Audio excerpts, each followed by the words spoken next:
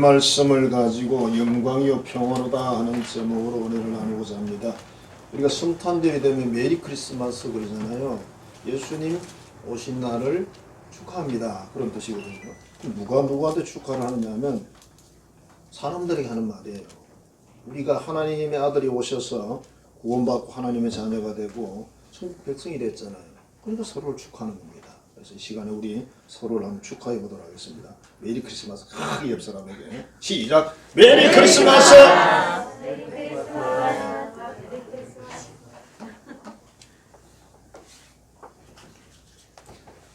예수님 안 믿는 사람들은 안 메리 크리스마스입니다.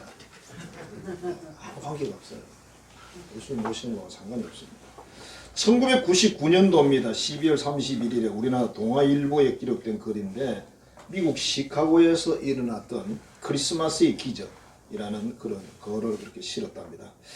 그 내용은 이겁니다. 16년 동안 식물인간으로 지낸 미국의 뉴멕시코주의 패티 화이트 보이라는 42세 된 여성인데 16년 동안 식물인간으로 살았어요. 전혀 아무 말 한마디 못하고 내사 상태처럼 그렇게 살았던 분인데 이분이 42세가 돼서 크리스마스인 25일 아침에 간호사가 침대 시트를 갈아주려고 침대 시트를 건드리고 있으니까 갑자기 이렇게 말해서 괜찮으니까 그냥 놔두세요 그랬습니다. 16년 만에. 간호사가 얼마나 놀랐겠어요. 보통 이 내사 상태에 빠진 이 환자들의 의식은 다시 찾아도 잘 일어날 일도 아니지만은 찾게 되면 여기저기 후유증이 남는다는 거예요. 근데 이분은 후유증이 하나도 없어요. 마치 전기를 뺐다가 다시 꽂는 것처럼 정확하게 그렇게 회복이 됐는데 병원 관계자들도 이건 정말 신기하고 놀랍다. 이런 일은 정말 없는 일이다. 그렇게 이제 방송에 나왔다고 합니다. 자, 16년의 잠에서 깨어나 여성은 잠시 어리둥절한 표정이었대요. 26살 때에 1983년도 네 번째 아이를 낳기 위해서 병원에 왔는데 40세가 됐어요. 당시 그녀는 제왕절개 수술을 하고 아이를 낳고 혼수 상태에 빠져가지고 16년을 그렇게 있었는 거죠. 부축을 받으면서 병상에 일어난 이 아이는 그간의 이야기를 쭉 듣고 환자복을 스스로 벗고 일상복을 입고 친정 어머니에게 안부 편지를 쓰고 4일이 지나고 나서 29일에 연말연시를 맞는 보통 사람들처럼 거리에 나가서 활동하면서 쇼핑을 하고 그날 저녁에 얼굴도 보지 못한 채 성장했던 4명의 아이들, 그 앞에 아이들도 16년 못 본 거죠. 그날 태어난 아이도 16살이 지금 된 거죠. 옛 남편을 만나고 이분은 뉴욕의 요양원에서 고무고수로 음식을 섭취하면서 그렇게 16년을 살았는데 어느 날 갑자기 그냥 완전하게 그냥 깨어나버리니까 그래서 사람들이 이거는 하나님 보낸 성탄절 선물이다 그렇게 표현들을 하고 뉴스에도 이 성탄절 선물이라고 그렇게 대서특필이 되고 했다고 합니다. 요셉과 마리아는 베들레헴에 호적을 하기 위해서 왕자가 호적을 왜 시키냐 하면 주민세를 더 받으려고 그러는 거죠. 그 호적을 하러 이제 베들레헴을 가는데 다 본적지로 가야 되는 거예요. 우리말로 하면. 그게 바로 베들레헴이었습니다. 얼마나 많은 사람들이 몰려들었는지 이 보통 사람들은 방을 구할 수가 없었습니다. 뭐 베들레헴이 엄청난 대도시는 아니거든요. 예수님은 갈 데가 없어가지고 주인에게 사정을 해서 마구간을 얻었다. 이렇게. 그래 아기를 거기서 낳아서 말구 위에 보자기를 깔고 그 위에 어린아기 예수님을 눕혔다는 거예요. 바로 그 시점에 그 지역의 목자들이 밤에 양떼를 지키더니 갑자기 하늘이 열리면서 천사가 나타나는 거예요.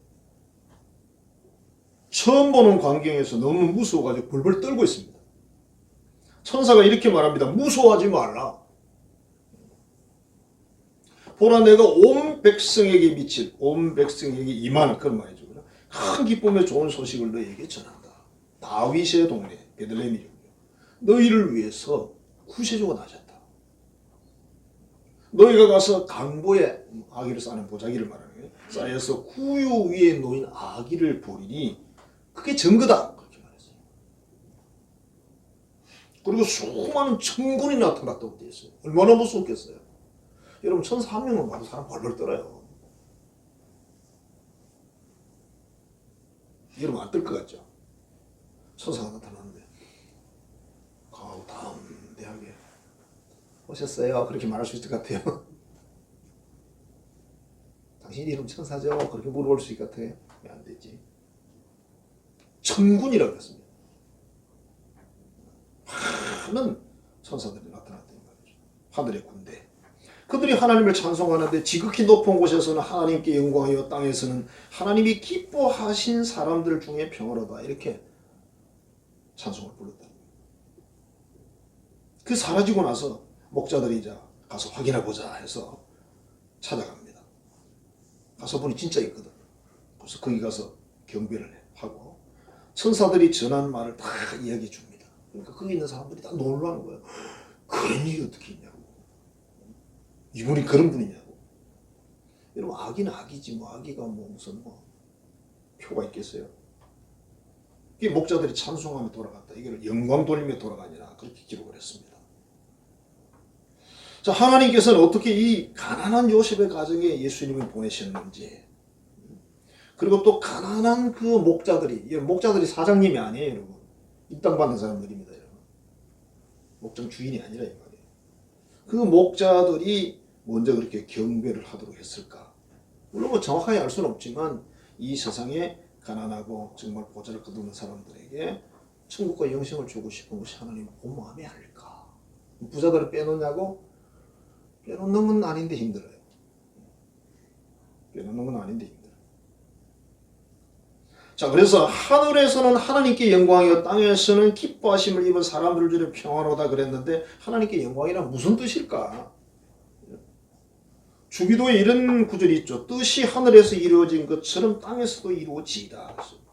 이게 하나님의 사랑이 사랑한다고 아무리 이야기를 해도 안 되죠. 그죠? 그 사랑의 구원 계획이 예수님이 오셔야 시작되는 거예요. 그 예수님이 하나님의 아들인 그분이 이 세상에 사람의 몸을 입고 와야 시작이 되는 거예요. 그래서 그분이 오셨다 이 말이죠. 그 이제 성취가 됐다는 뜻입니다. 그래서 하나님의 이름이 높아진다. 하나님의 신뢰도가 높아진다. 그런 뜻으로 하나님께 영광이 된다. 이렇게 해석을 합니다. 요한복음 3장 16절입니다. 하나님이 세상을 이처럼 사랑하사 독생자를 주셨으니 이는 저를 믿는 자마다 멸망치 않고 영생을 얻게 하려 하십니다. 영원히 산다. 영원히 산다는 말이 예수를 구주로 영접한 사람은 영원히 천국에 산다는 뜻이고 영원히 벌을 받는 데가 있습니다. 그건 지옥입니다. 많은 사람들이 천국 지옥 이야기를 하면 아이 뭐 있겠어 뭐 죽으면 끝이지 뭐가 있겠어 이렇게 이야기를 해요. 믿는 사람들조차도 어떤 목사님은 목회를 30년 하시고 이렇게 말했대. 천당이 어디 있어 이랬대. 아이고 이 월급쟁이 진짜. 그 월급쟁이지. 사꾼이지. 그런 교회 부흥이 왜 되지? 도무지 이해가 안 돼요. 도대체가 교인은 개척에서 한 200명까지 갔다는 게 예배당도 잘 지놓고 지금은 다 무너졌어요. 다 무너져가지고 교인 30명도 없어요.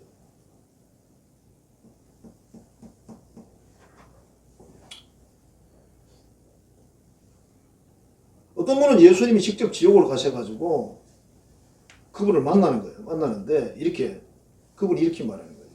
예수님 딱 한 번만 더 기회를 주세요. 이 세상에 살아있을 때 예수님이 그에게 2번인가 기회를 이야기를 했어요. 경고를 했어요. 너가 회개해라. 너 돌아서라. 그렇게 2번이나 경고를 했는데 이 사람이 안 들었어. 에이 뭐 그렇게 했어. 뭔 지옥? 근데 자기가 지옥에 들어가 버렸잖아요. 예수님한테 싹싹 빌면서 한 번만 더 기회를 달라. 여러분 지옥에서는 기회가 없어요. 영원히 기회가 없는 것이 바라고 있습니다. 그래서 천국에 사는 것을 영생이라고 표현하고요. 지옥에 사는 것을 영벌이라고 표현합니다. 영은 똑같아요. 길 영자, 영원한 영자. 우리는 그렇게 생각하잖아요. 내가 경험 안 해봐서 모르겠다. 그 환상이나 경험을 한 사람들이 그렇게 많은 건 아니에요. 퍼센테이지를 보면 90%는 경험을 못하죠. 못하고 예수 믿죠. 그래서 하나님 우리에게 뭘 요구합니까? 믿으라고 이야기해요. 그냥 믿으라고. 믿는 사람이 가는 곳이 바로 천국이에요. 안 믿는 사람이 가는 곳이 바로 지옥이에요. 천국을 가기 위해서는 여러분들이 예수를 믿어야 되고 교회도 다녀야 되고 이렇게 해야 돼요. 그렇지만 지옥을 가기 위해서는 아무것도 안 해도 돼요. 아무것도 안 하는 사람은 무조건 다 지옥 간다. 예수 믿으려면 부진해야 된다는 그런 말이 있잖아요. 그죠? 맞아요. 부진해야 됩니다. 천국 가려면 부진을 하셔야 돼요. 교회로 와야 되잖아요. 자꾸.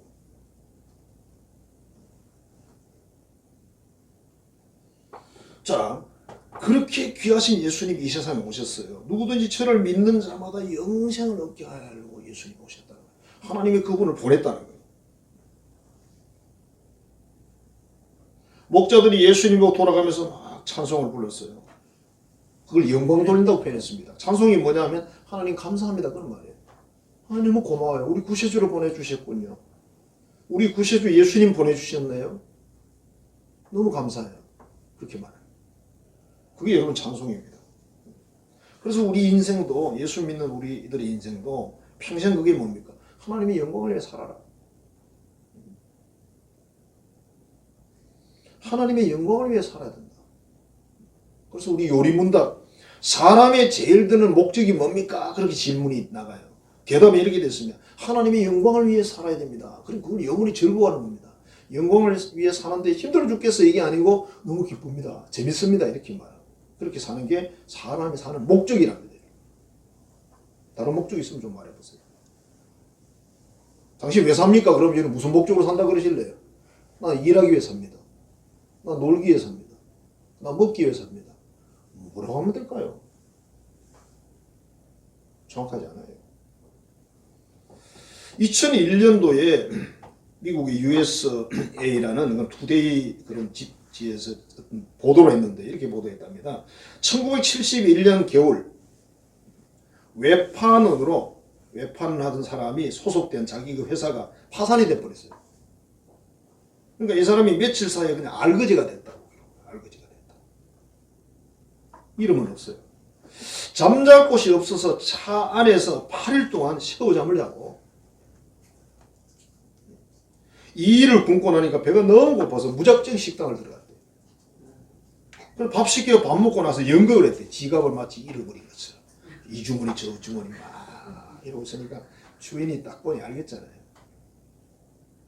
그 주인이 이 사람 옆으로 싹 와가지고는 고개를 이렇게 바닥을 이렇게 숙이더니 돈을 20달러를 딱 주워서 주면서 자네가 떨어뜨린 것 같은데 그러면서 20달러를 줬어요. 그 사람이 와, 이 하늘에서 떨어진 거구나 이게. 그래가지고 그 돈 가지고 바깥으로 치우고 나갔는데 이 사람이 나중에 정신을 차려서 가만히 생각해 보니까 그게 돈이 20달러가 있을 이유가 없어요. 그 음식점 주인이 자기에게 자선을 베푼 거예요. 무한하지 않게, 부끄럽지 않게 자선을 베푼다는 사실을 알고 이 사람이 맹세를 합니다. 내가 형편이 되면 남을 돕겠다. 그래서 이분이 1979년부터 거리의 산타라는 별명을 받았는데 이 사람이 1년에 한 게 아니라 22년째.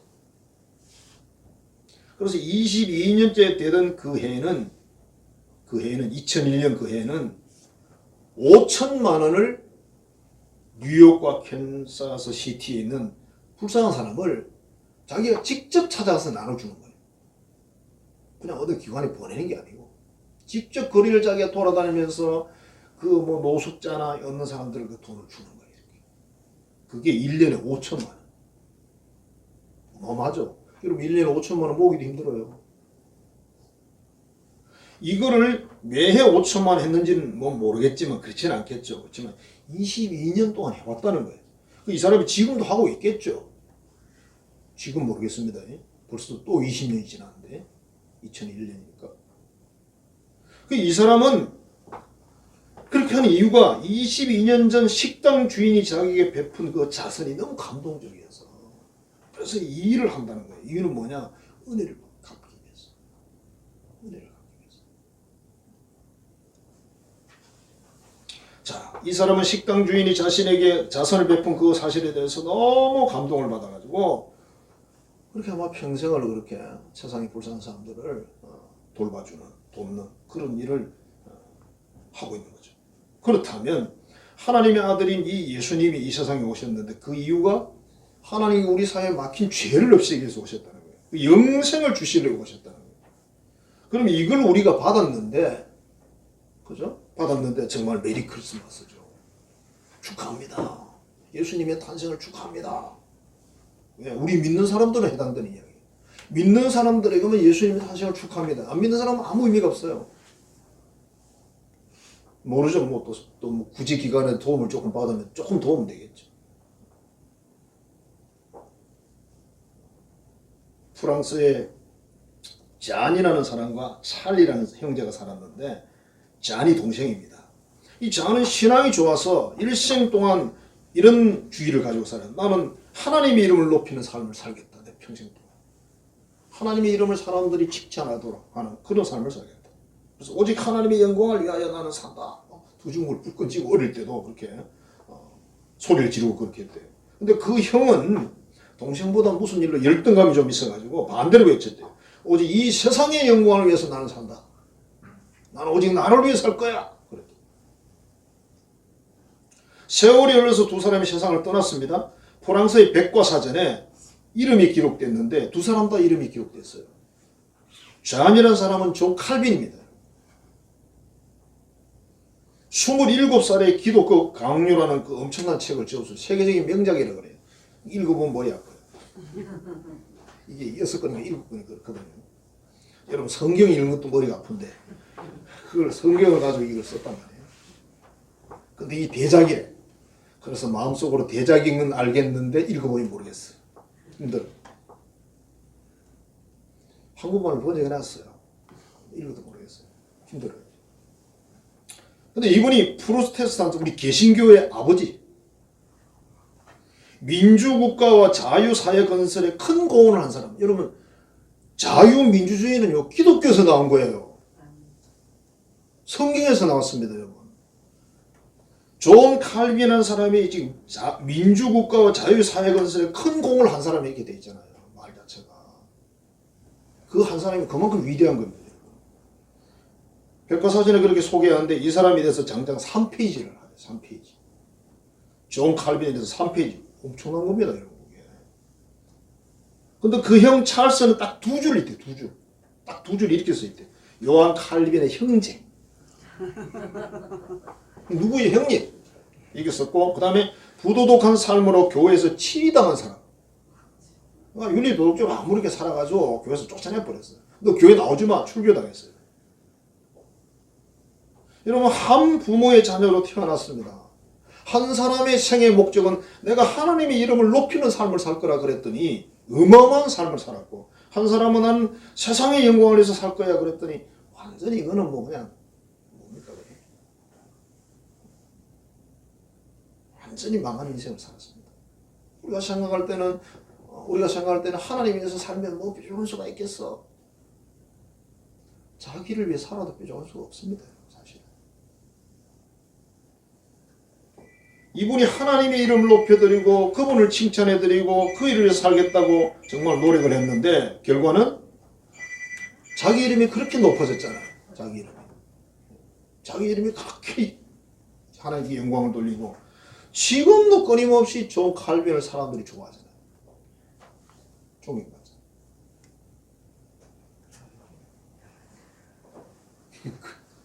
그 폰이라는 게 그렇죠.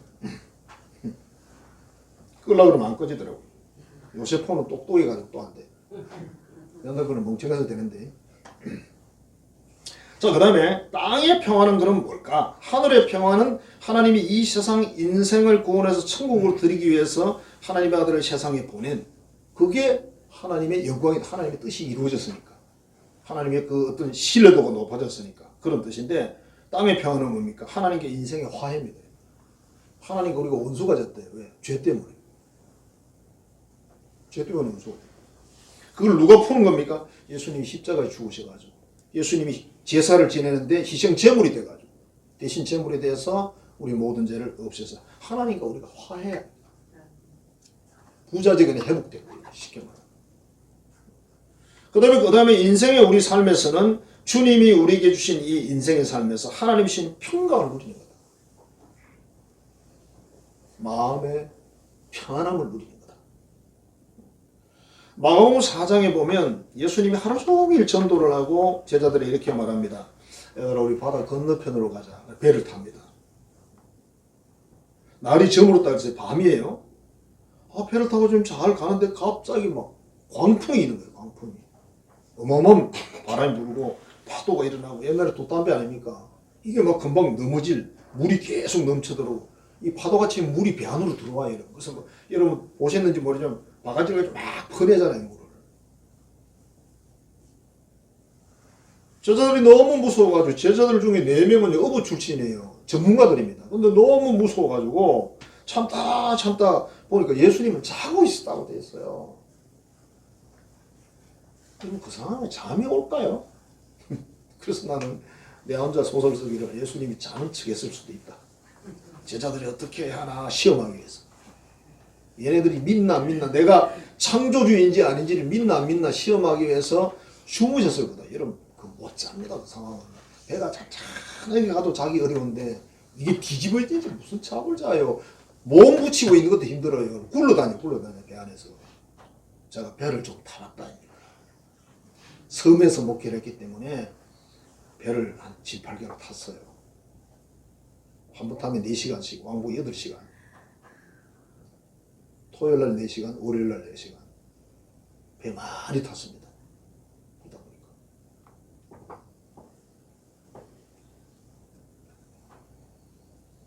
예수님을 깨웠어요. 예수님 우리 살려주세요. 아니 멀쩡한데 살려달라고 그럽니까? 아무 문제가 없는데 갑자기 자는 예수님 우리 살려주세요. 이렇게 말하는 코미디는 없지.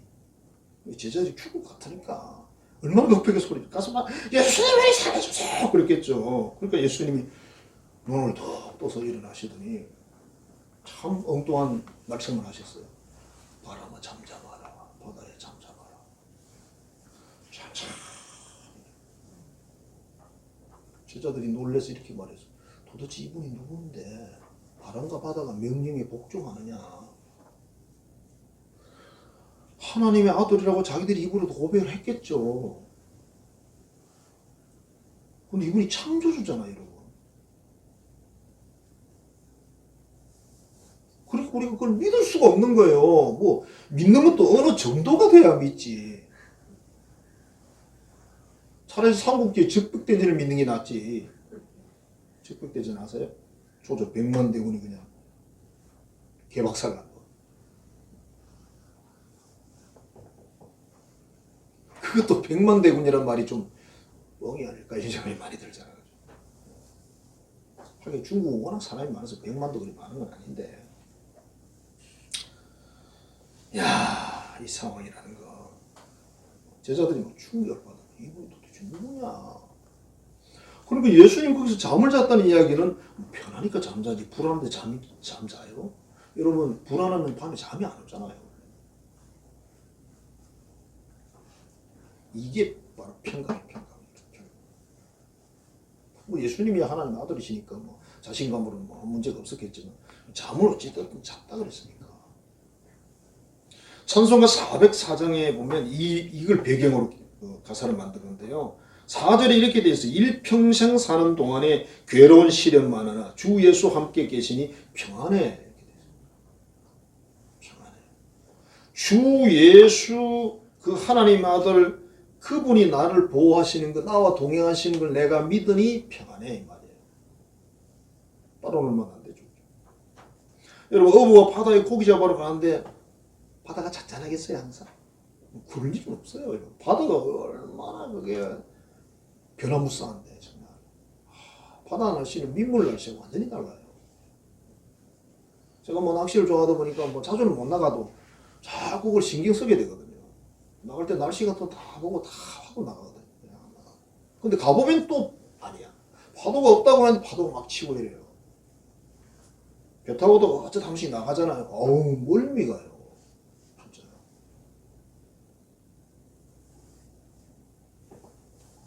예수님이 동행하시니까 내 인생의 삶, 신앙의 삶에 시련이 있는데 예수님이 동행하니까 내가 평강을 누린다. 요한복음 14장 27절입니다. 평안을 너희에게 끼치노니 곧 나의 평안을 너희에게 주노라. 내가 너희에게 주는 것은 세상이 주는 것 같지 아니하니라. 세상의 평안은 어떤 겁니까? 아무 문제가 없어야 평안해요. 그렇죠? 문제가 없으면 안 평안하죠.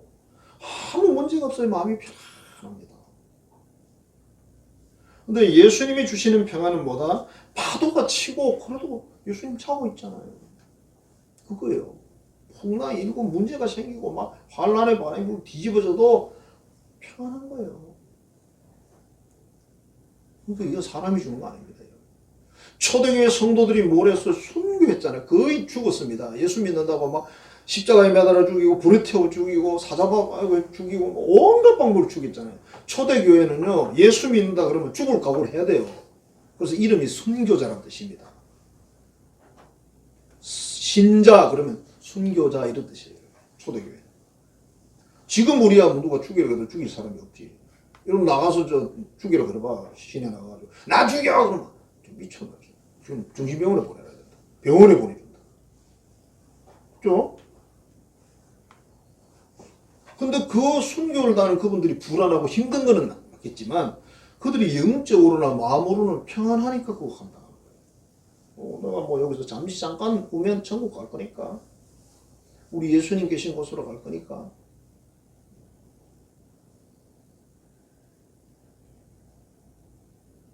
제가 언젠가 말씀드렸지만 광주에 그 교회가 신학교 밑에 그 교회가 하나 있어요. 그게 목사님이 6.25 전쟁 때 공산군들에게 그 일가족이 다 총살 그렇게 순교를 당했습니다. 거기 이제 교회에서 일하는 그 관리를 하시는 집사님이 숨어 있다가 체포돼 가는 걸 보고 따라갔어요. 따라가니까 목사님 사모님이 애 둘하고 뭐 이렇게 있는데 애들이 막 총을 갖다 겨누니까 무섭잖아요. 그래서 막 엄마 무서워, 아빠 무서워 그러니까 목사님이 그랬대요. 야, 조금만 참아라. 잠시 후면 우리가 천국에서 다시 만난다. 그리고 총살. 4명 다 총살했어. 그게 이제 그 관리 집사가 보고 이제 전해준 거예요.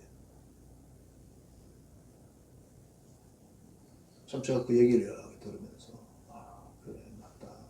참 지지 않고 하면 그렇게 되겠구나. 그럼 죽는 순간이 뭐 깁니까? 불안하지만 그 상황이 불안하지만 마음에 이미 이제 내가 바꿀 수 있는 상황은 아니고 이 사람들은 나를 죽일 건데 그러면 이제 천국을 소망해야 될 거 아니거든요.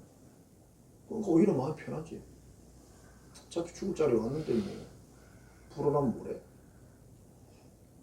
그게 예수님이 주시는 평안입니다. 예상도 아닙니다.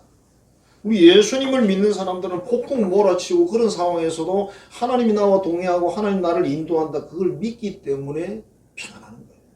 평안을 누리는 거예요. 잠시 불안할 수 있어요. 괜찮아요. 그럴 수 있지 사람이. 그러나 금세 평강으로 딱 이렇게 자리를 잡아야죠.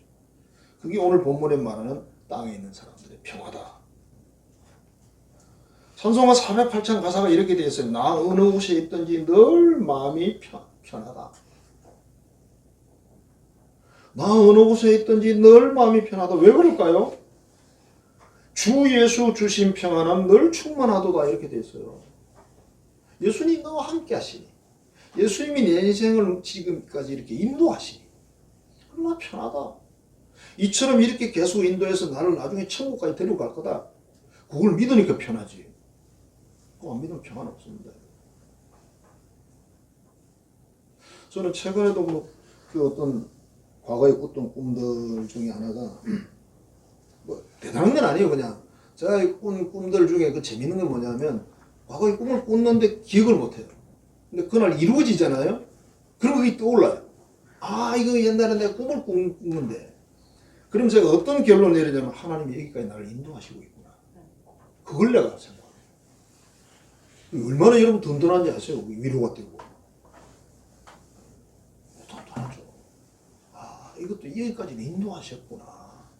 그렇다면 뭐죠? 장래도 인도한다 이 말이지. 언제까지? 이 세상이 죽는 날까지. 죽음 다음에 인도할 거 없어. 천국 가면 되는데 뭐 인도할 거 없잖아요. 나의 마음속이 늘 평안해. 나의 마음속이 늘 평안해. 악한 죄 파도가 많으나 이 세상에 악한 죄 파도가 많아요, 여러분. 여긴 천국이 아니거든요. 마음이 늘 평안해. 어떻게 평안할 수 있을까요? 하나님이 내 인생을 인도하고 역사하신다고 믿으니까 평안하지. 그게 아니면 어떻게 평안이 있겠습니까? 없죠. 하나님은 우리 인생의 모든 삶을 다 계획하시고 인도하시고. 여러분 이 세상에 왔잖아요. 여러분 이 세상 떠난 날 하나님 다 정해놨어요. 그냥 죽는 거 아닙니다, 여러분. 하나님 딱 정해놨습니다. 하나님을 믿는 사람이든 안 믿는 사람이든 정해놨습니다.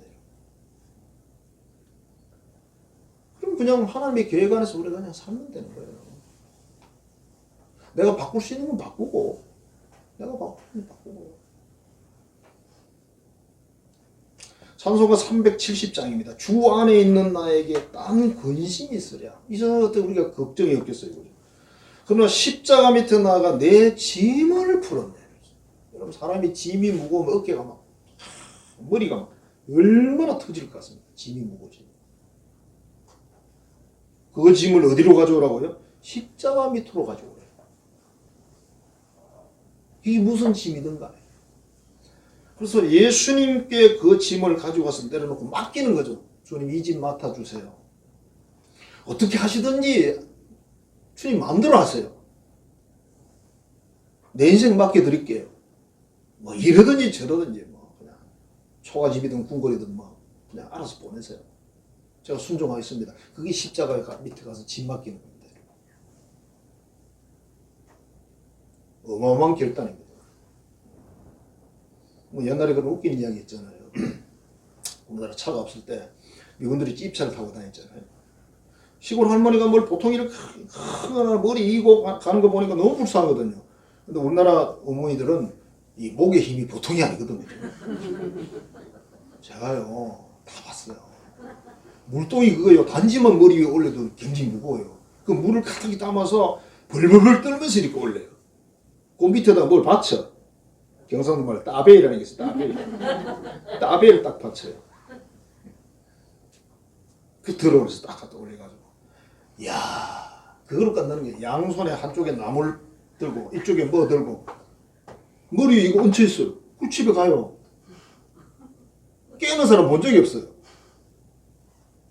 그러더니 나중에 세상에 산에 가서 나무를 막 이렇게 묶어가지고 머리 이고 오더라니까. 와, 이거 참 기가 차가지고. 그런 게 짐이거든요. 무거운 짐 그랬을 때. 인생의 삶에도 그런 짐이 있을 수 있어요. 우리가 신앙의 삶에도 짐이, 예수 잘 믿으려니까 짐이 있을 수 있고, 사역하는 데도 짐이 있을 수 있습니다. 짐이 없는 것은 결과도 없습니다. 누구나 할 수 있는 쉬운 걸 했는데 누가 상을 주겠습니까? 누가 그 말하자면 월급 주겠습니까? 그죠? 안 주죠. 십자가 밑에 나아가 내 짐을 풀어. 여러분 인생에 지금 많은 짐들이 있죠. 그런 짐들 다 십자가 앞에 가서 맡기는 겁니다. 근데 이 할머니가 너무 웃기고 하는 걸 보니까 미군이 안 됐거든. 할머니 여기 타시라고 그랬어요. 차우선 타고 하면 되는데 그 안에 짐을 보통 이런 물이 이고 안 된다는 거예요. 할머니 그거 내려놓으세요. 그랬더니 이렇게 말씀하셨어요. 내 몸이 타는 것도 미안한데 보따리까지 내려놓으려니까 미안했어요. 얼마나 착한 분인지. 그건 실화일 겁니다. 아마도. 착하잖아요. 성도 여러분, 성탄은 거룩한 탄생이라는 뜻이잖아요. 하늘에서 하나님 뜻이 이루어진 것처럼 이 땅에도 이루어진 거. 그게 뭡니까? 하나님의 아들이 세상에 오므로 하나님의 뜻이 이제 이루어지는 거. 인류를 구원하려고 하는 하나님이 사랑한다는 증거를 세상에 보냈잖아요. 그래서 그 하나님의 이름이 높고 하나님의 신뢰도가 높아졌다 이런 뜻. 그리고 영광을 돌린다는 뜻이고 사람에게는 그 화해의 은총을 입었기 때문에 이제 자녀가 되고 천국 백성이 되고 또 우리가 이 땅에 살아가는 날 동안에도 하나님 내 인생을 인도하는 걸 내가 믿으니까 함께 하시는 걸 믿으니까 맡기고 평강을 누린다. 그런 의미예요. 얼마나 좋은 거예요. 우리 인생의 삶은 그렇게 만만하지 않습니다. 호락호락하지 않아요. 그러나 정말 우리가 이 주 예수 주신 평안함, 주 예수 함께하는 평안함 이게 있으면 여러분 삶에 얼마나 도움이 되는지 그 말을 못해요. 우리가 살다 보면 별의별 일이 다 있잖아요. 앞이 캄캄한 일들이 많이 있잖아요. 한두 가지가 아니죠. 인생을 저도 많이 살지 않았으면 거의 이제 68세 뭐 이렇게 살았는데, 68년 살았는데, 정말 제 앞에도 캄캄한 일이 여러 번 있었습니다. 진짜 앞이 하나도 안 보여요. 그래서 세상 말로 죽고 싶은. 근데 하나님이 저를 살려가지고 여기까지 인도를 하시고 68세까지 살게 만들어놨어요. 앞으로는 제가 중간에 안 죽을 것 같아요. 몇 살 때 죽을지는 모르겠어요. 누가 옛날에 그래서 제가 적어도 85까지 살아야 안 될까 그랬는데 85세 땡 하고 데려갈지 모르죠 또. 네 말대로 된다 이래가지고. 어떤 사람들은 부부 검설이 좋아서 요시 땡 하고 죽는다네요. 꼭 일본말 하고 죽어야 되는지 모르겠지만 요시 땡! 그건 쪼꼬고 진짜 돌아가신 지 일주일 만에 돌아가는 부분이 있어요. 부부가. 그런 간증이 있어요. 우리 보험송가에 보면 동릉풍어 부르라 서북풍어 부르라 가시밭에 백가봐 예수 향기 날리 이런 가사가 있잖아요. 우리 예수 믿는 사람들, 믿음의 사람들의 삶에 뭐 세상적인 그런 환란 뭐 이 바람이 불어도 불라면 불라 뭐. 부는 것이 하나님 뜻이라면 불어야지. 그럼 나는 어떻게 하면 돼? 고개 숙이고 바람 피하든지 아니면 맞아서 그냥 맞든지 뭐 둘 중 하나죠. 그게 믿음이에요.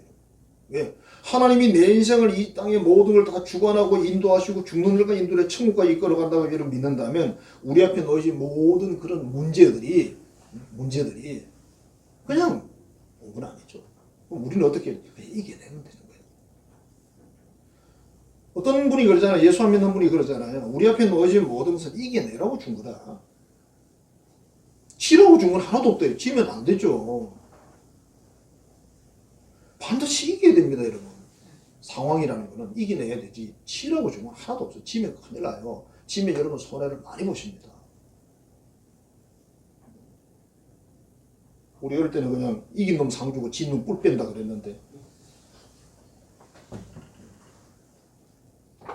꼭 승리하셔서 이 세상에도 승리자의 삶을 살고 하나님 나라에서 승리의 노래를 부를 수 있는 여러분 되시기를 주의 이름으로 축복합니다. 기도하겠습니다. 아버지 감사합니다. 사랑합니다. 하늘에는 하나님께 영광, 땅에는 기뻐하심을 입은 사람들의 평화라고 했습니다. 우리 주님 예수님 이 땅에 오신 그 사건이 그와 같은 의미가 있다고 말씀을 하십니다. 우리 이 땅에서 이 모든 은혜와 축복을 받았으니 우리의 삶에도 하나님 주신 평강을 누리고 사는 우리 모두가 되게 해 주옵소서. 예수님 이름으로 기도하옵나이다. 아멘. 이제는 하나님의 귀한 독생자이신 그 아들이 육신을 입고 이 땅에 오셔서 하나님의 사랑의 확실함을 증거하신 우리 구주 예수 그리스도의 은혜와 그 아들을 세상에 보내시면서 그 뜻을 이루어 주신 하나님 아버지의 극진하신 사랑하심과 지금도 우리와 역사하시며 감동하셔서 믿게 하시고 바른 길을 걷게 하시는 성령의 교통 교제하게 하시는 역사가 오늘 하나님이 주신 이 큰 은혜, 하늘의 영광, 땅의 평화, 귀한 선물 받은 우리들이 하나님 앞에서 이것을 누리면서 살기로 결단하는 모든 자녀들의 머리 위에 이제로부터 영원토록 함께 하시기를 간절히 축원하옵나이다. 아멘.